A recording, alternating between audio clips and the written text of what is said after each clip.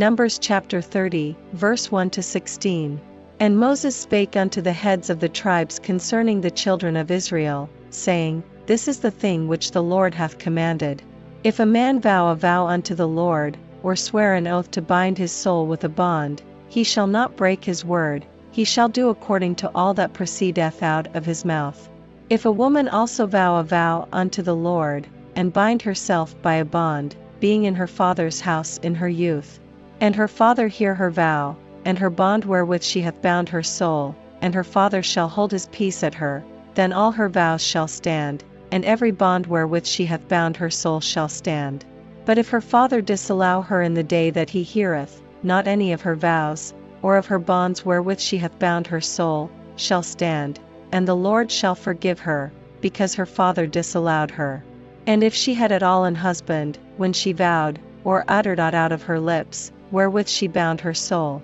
and her husband heard it, and held his peace at her in the day that he heard it, then her vows shall stand, and her bonds wherewith she bound her soul shall stand. But if her husband disallowed her on the day that he heard it, then he shall make her vow which she vowed, and that which she uttered with her lips, wherewith she bound her soul, of none effect, and the Lord shall forgive her. But every vow of a widow, and of her that is divorced, wherewith they have bound their souls, shall stand against her. And if she vowed in her husband's house, or bound her soul by a bond with an oath, and her husband heard it, and held his peace at her, and disallowed her not, then all her vows shall stand, and every bond wherewith she bound her soul shall stand. But if her husband hath utterly made them void on the day he heard them, then whatsoever proceeded out of her lips concerning her vows, or concerning the bond of her soul, shall not stand, her husband hath made them void, and the Lord shall forgive her.